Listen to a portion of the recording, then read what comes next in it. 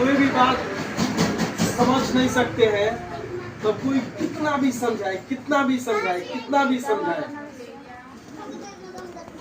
आप आगे नहीं बढ़ सकते जब तक अपना समय का वैल्यू खुद आपको पता नहीं है। समय को जिसने सही से प्रयोग किया वो अपने जीवन में जो चाहेगा वो कर सकता है।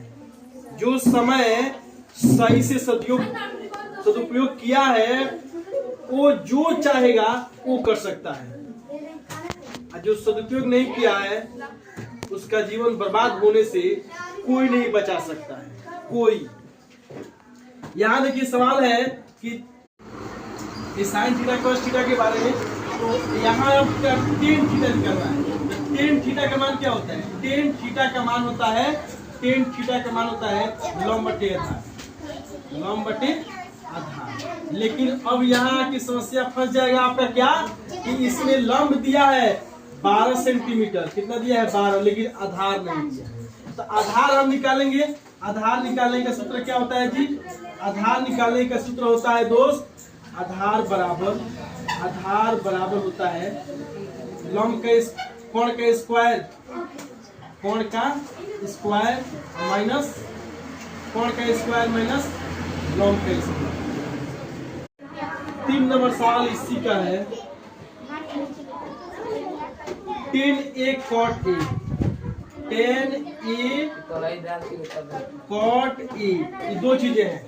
तो सबसे पहले हमें इसको सवाल बनाना है। तो सबसे पहले कीजिए यहाँ साइन थीटा, साइन थीटा लिख दिए। और साइन थीटा का मान क्या होता है? लंब बटे लंब, और बटे क्या होता है?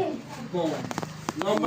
तो इसमें लंब दिया है और कोण दिया है, लंब दिया है कोण दिया है। तो ये लिख लीजिए 12 और ये लिख लीजिए 13। लेकिन यहाँ ये 2 नंबर में सवाल में यहाँ हल यानी आंसर साइन थीटा की दो परमेय संख्याओं के बीच में अनगिनत परमेय संख्याएं ज्ञात की जा सकती है, लेकिन यहाँ पर हम एक ही निकालेंगे। आप इससे आगे जितना भी चाहेंगे ना उतना आप निकाल सकते हैं, ठीक।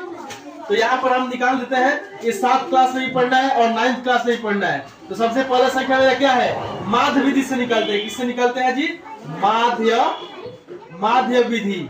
क्या होता है माध्य विधि? जितनी संख्याएं हैं उसको आपस में जोड़ लीजिए। कितना है? ये 4/5 प्लस 7/13। ये दोनों 1 2 भी है ना, तो 2 से भाग दे दीजिए। अब इसको कितना हो जाएगा? 13 × 5 = 65।